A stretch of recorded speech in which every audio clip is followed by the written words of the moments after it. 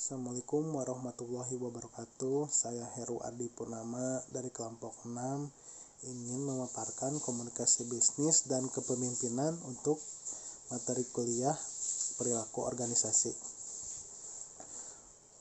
Kelompok 6 terdiri dari saya Heru Adi Purnama, kedua Fikri Nurizki, ketiga Jumita, keempat Clara Akirana Sabarina, kelima Saryanti Wulandari. Dalam komunikasi bisnis ini, saya akan memaparkan terdiri dari pengertian komunikasi bisnis, 2 tujuan komunikasi bisnis, ketiga unsur-unsur komunikasi bisnis, keempat proses tahapan komunikasi bisnis yang baik, kelima manfaat komunikasi bisnis. Pengertian komunikasi bisnis. Secara umum, komunikasi bisnis adalah suatu komunikasi verbal maupun non-verbal antara orang-orang di dalam dan luar perusahaan.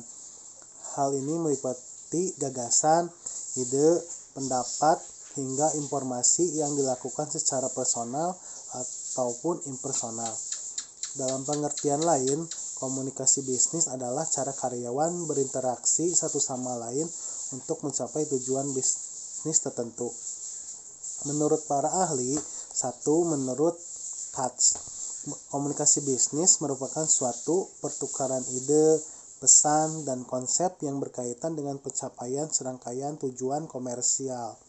Artinya, suatu komunikasi akan dilakukan untuk mencapai terjadinya perdagangan. 2. Joko Purwanto.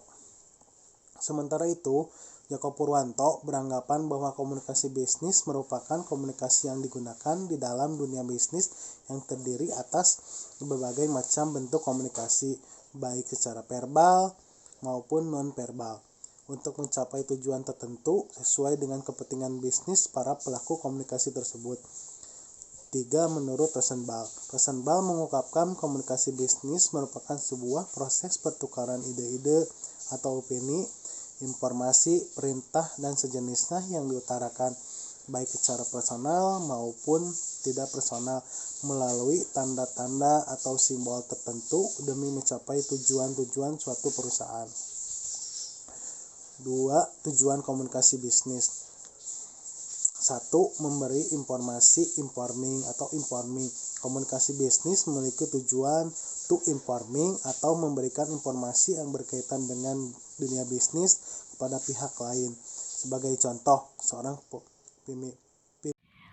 Baik, saya akan melanjutkan pembahasan dari Kang Heru. Sebagai contoh, seorang pimpinan perusahaan membutuhkan beberapa karyawan baru yang akan ditempatkan di bagian administrasi di berbagai kantor cabang yang ada. Untuk memperoleh karyawan yang diharapkan, maka perusahaan dapat melakukan upaya, yakni memasang iklan lowongan kerja melalui media surat kabar, majalah, radio, dan internet. Meski demikian, media yang informasi yang dipakai di dalam komunikasi bisnis tentu memiliki kekurangan yang harus dipertimbangkan dengan kemampuan internal perusahaan. Kemudian yang kedua, melakukan persuasi atau persuasing. Fungsi selanjutnya dari komunikasi bisnis adalah melakukan persuasi kepada pihak lain agar apa yang disampaikan dapat dipahami oleh audiens dengan baik dan benar. Biasanya hal ini sering dilakukan, terutama yang berkaitan dengan negosiasi antara seseorang dengan orang lain yang terlibat di dalam bisnis tersebut. Kemudian yang ketiga, melakukan kolaborasi atau collaborating. Komunikasi bisnis juga memiliki tujuan untuk melakukan kolaborasi atau kerjasama bisnis antara seseorang dengan orang yang lain. Kolaborasi dilakukan melalui jalinan komunikasi bisnis, kemudian dapat memudahkan melakukan kerjasama bisnis antara perusahaan domestik maupun asing. Hingga saat ini, kerjasama antar perusahaan di berbagai belahan dunia relatif lebih mudah dilakukan, mengingat meningkat pesatnya kemajuan teknologi komunikasi di dewasa ini. Seseorang mulai dapat menggunakan berbagai media telekomunikasi yang ada untuk memaksimalkan kerjasama dan komunikasi bisnis di dalam dunia berbisnis. Unsur-unsur komunikasi bisnis yang pertama ada who. Who atau siapa merupakan sumber atau komunikator yang terdapat di komunikasi bisnis. Sumber tersebut merupakan pelaku utama atau pihak yang mempunyai kebutuhan untuk berkomunikasi atau yang memulai sesuatu komunikasi, bisa seorang individu, kelompok, organisasi, maupun suatu negara sebagai komunikator. Say what berisi pesan yang akan disampaikan atau dikomunikasikan kepada penerima atau pendengar komunikasi yang berasal dari sumber atau komunikator yang berisi interogasi yang merupakan seperangkat simbol verbal atau non-verbal yang mewakili. Selanjutnya, in-which channel. In-which channel merupakan saluran atau media atau yang juga disebut wahana atau alat bantu yang digunakan untuk menyampaikan pesan dari komunikator atau sumber kepada penerima komunikasi baik secara langsung maupun tidak langsung. Yang keempat, to whom. To whom di dalam komunikasi bisnis berarti untuk siapa atau tujuan penerima, bisa seseorang, kelompok, organisasi, atau negara yang menerima pesan dari sumber. Kemudian selanjutnya mereka disebut sebagai tujuan pendengar, halayak, komunikan, atau bisa juga disebut sebagai penafsir atau penyelip balik. Yang kelima, which was effect. Which was effect merupakan dampak atau efek di dalam komunikasi bisnis yang terjadi pada komunikan atau penerima setelah mereka menerima pesan dari sumber, misalnya seperti perubahan sikap, bertambahnya pengetahuan, dan lain sebagainya. Yang keempat, proses atau tahapan komunikasi bisnis yang baik. Yang pertama ada perencanaan. Agar komunikasi bisnis berjalan baik dan efektif, tahap pertama yang harus dilakukan adalah tahap perencanaan. Di tahap ini harus dilakukan persiapan untuk mendapatkan perhatian penerima pesan.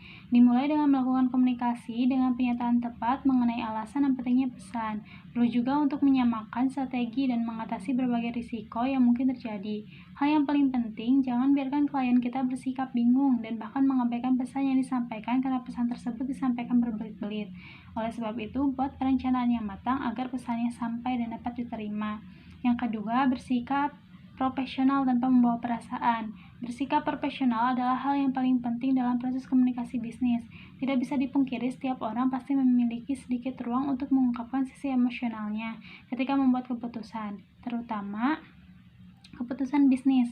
Namun jika tidak dikendalikan, sisi emosi yang muncul tersebut bisa menghilangkan tujuan.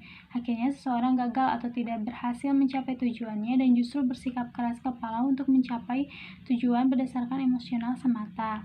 Hal ini harus dihindari saat sedang menjalankan proses komunikasi bisnis.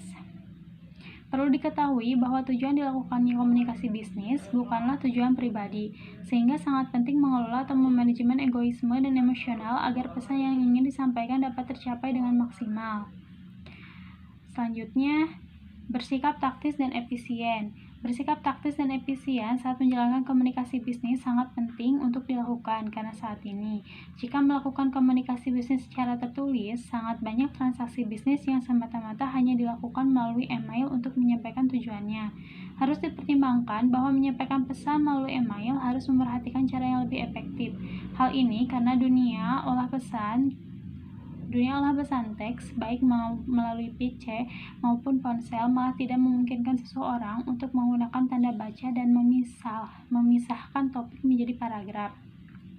Oleh karena itu, dibutuhkan komunikasi langsung yang lebih efisien. Dalam pertemuan langsung, baik berupa konferensi langsung, konferensi video, dan konferensi lainnya akan lebih efektif dan harus berjalan tepat waktu. Hal ini harus disiapkan dan dirancang secara matang melalui perencanaan dan tidak boleh memperpanjang sesi dengan alasan efisiensi.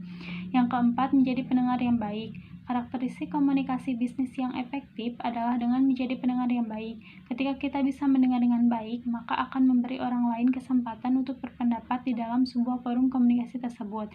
Dengan demikian, maka akan tercipta lingkungan yang kreatif dan kolaboratif.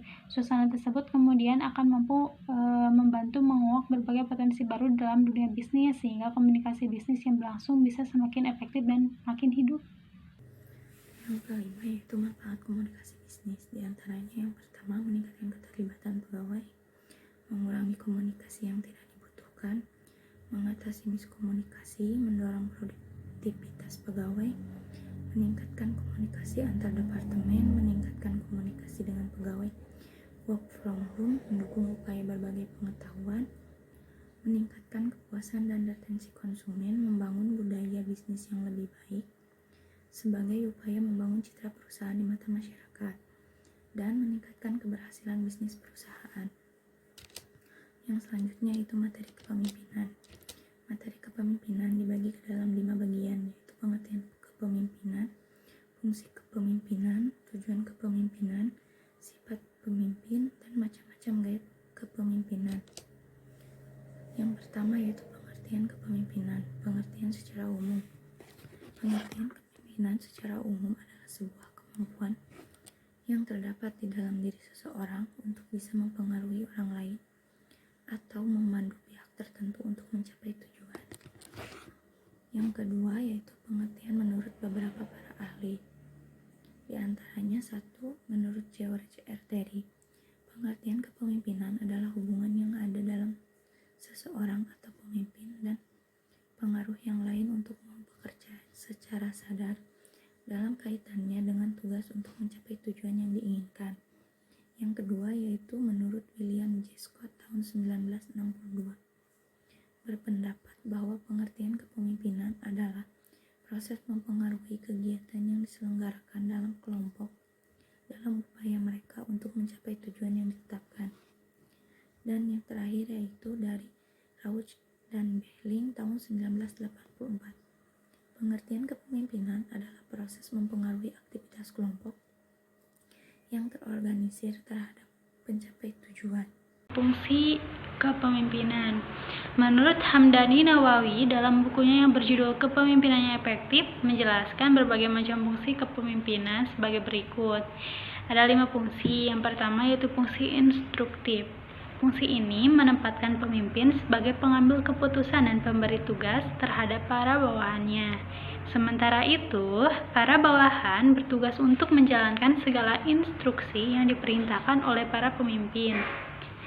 Jadi dapat dikatakan bahwa fungsi instruksif ini memiliki sifat komunikasi satu arah, di mana pemimpin ini menyampaikan pesannya dan para bawahan menyimak. Pemimpin dalam fungsi ini itu sebagai pengambil keputusan yang berfungsi untuk memerintahkan kepada para bawahannya. Lalu yang kedua ada fungsi konsultatif. Berbeda dengan fungsi instruktif, fungsi konsultatif sifatnya dua arah. Bawahan dapat berkonsultasi pada pemimpin untuk mencari jalan terbaik dalam mencapai tujuan bersama. Pemimpin diharapkan cukup bijak dan punya pengetahuan terkait hal yang sedang dikerjakan supaya bisa mengarahkan bawahannya dengan baik. Dalam kata lain, dalam fungsi konsultatif ini dimaksudkan untuk memperoleh umpan balik atau yang biasa disebut dengan feedback yang bertujuan untuk memperbaiki tindakan-tindakan yang telah dilakukan atau keputusan yang telah dilaksanakan. Yang ketiga ada fungsi partisipasi. Dalam fungsi ini, pemimpin mampu mengaktifkan partisipasi para pesertanya sehingga mereka turut berpartisipasi dan berinisiatif dalam suatu proyek. Para bawahan tidak sekedar menjalankan perintah saja. Lalu fungsi yang keempat ada fungsi delegasi. Dalam fungsi delegasi, pemimpin mampu untuk mendelegasikan suatu wewenang kepada orang lain yang memang sesuai dengan tugas tersebut. Bukan hanya mampu memerintah, ia juga harus mampu untuk mengetahui tugas-tugas yang cocok didelegasikan kepada bawahannya. Delegasi berarti seseorang yang dipercaya untuk menjalankan tugas tertentu atas dasar penunjukan dari atasan maupun organisasi. Jadi pada dasarnya fungsi delegasi ini berarti kepercayaan. Yang kelima yaitu fungsi pengendali, yang berarti pemimpin mampu untuk mengendalikan segala aktivitas bawahannya agar efektif bertugas untuk mencapai tujuan dan tidak keluar jalur. Dalam menjalankan fungsi ini dibutuhkan pemimpin yang tegas dan juga pemimpin yang teliti dalam mengamati bawahannya. Kemudian pembahasan selanjutnya yaitu tujuan kepemimpinan. Apa sih tujuan dari kepemimpinan di sebuah bawahan atau organisasi? Yang pertama yaitu mencapai tujuan. Kepemimpinan merupakan sebuah hal yang dibutuhkan dalam perusahaan atau kelompok supaya tujuan dapat tercapai. Tanpa adanya satu pihak yang berjiwa pemimpin, tujuan sulit untuk dicapai karena tidak ada sosok yang bisa dijadikan pegangan. Yang kedua, memotivasi orang lain.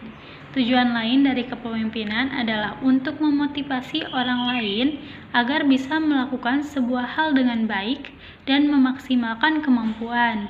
Bila tidak ada sosok pemimpin, banyak orang yang akan mengalami demotivasi karena mereka tidak terpacu akan sesuatu atau tidak merasa memiliki kewajiban untuk melakukan sesuatu. Keempat, ada sifat pemimpin. Yang pertama, punya pendirian. Sebagai seorang pemimpin, Anda wajib untuk punya pendirian yang teguh. Pendirian kuat tidak akan membuat Anda mudah goyah dan juga membuat Anda konsisten dalam menjalankan sesuatu.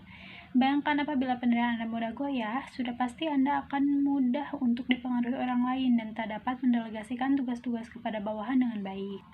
Yang kedua, sabar. Akan ada banyak cobaan yang didapatkan oleh seorang pemimpin. Kunci dari hal ini tentu adalah kesabaran yang besar. Tanpa adanya kesabaran, bagaimana mungkin pemimpin bisa menyelesaikan suatu permasalahan dengan kepala dingin? Pemimpin yang kurang sabar akan mudah menyerah bahkan sebelum ia mencapai tujuannya. Yang ketiga, jujur. Kejujuran mutlak harus dimiliki oleh seorang pemimpin. Sosok yang jujur adalah sosok yang dapat diandalkan dalam berbagai hal dan tidak akan menggagalkan suatu tujuan hanya untuk kepentingan pribadinya. Sosok pemimpin yang jujur tidak hanya dapat dipercaya, dia juga dapat menjerumuskan bawahannya dan mengatakan hal-hal yang sebenarnya tidak sesuai dengan kenyataan.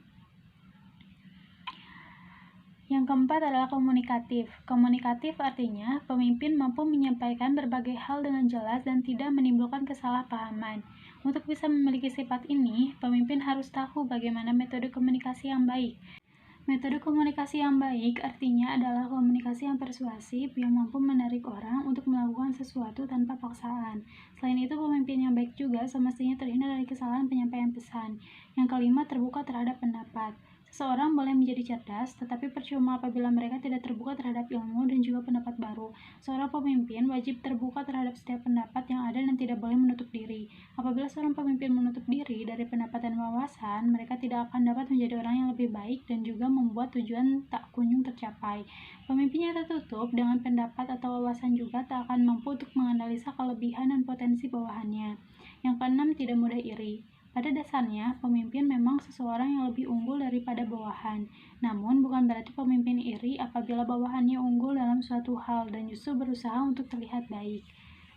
Pemimpin yang baik harus bisa mengarahkan bawahannya, tetapi juga harus tetap mampu mengapresiasi bawahannya atas sesuatu yang sukses mereka lakukan. Yang kelima yaitu macam-macam gaya kepemimpinan. Berikut beberapa gaya kepemimpinan dan definisinya. Yang pertama, kepemimpinan otokratis. Pemimpin dengan kepemimpinan otokratis merupakan pemimpin yang dominan dalam berbagai tindakan dan juga keputusan yang diambil.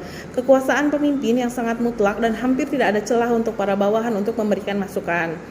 Gaya kepemimpinan ini biasanya hadir dalam organisasi militer, di mana kekuasaan pemimpin amat mutlak serta adanya pemisahan tegas antara atasan dan juga bawahan.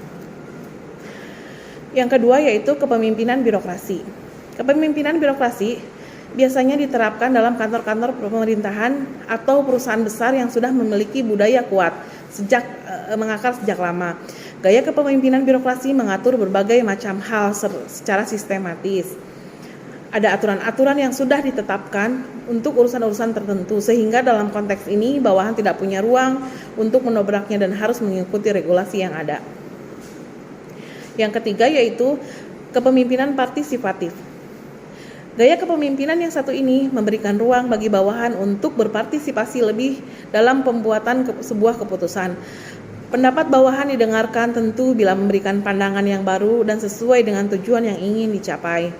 Hubungan yang terjalin antara atasan dan juga bawahan sangat bersahabat, serta hangat dan tidak ada suasana otoriter.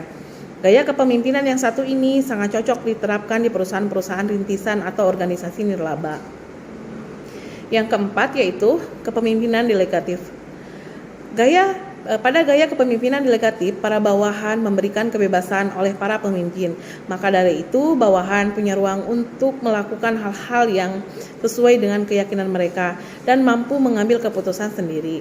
Namun, kepemimpinan delegatif ini hanya bisa diterapkan pada bawahan sudah cukup matang dalam mengambil keputusan, karena jika tidak, para bawahan akan mengambil keputusan yang salah.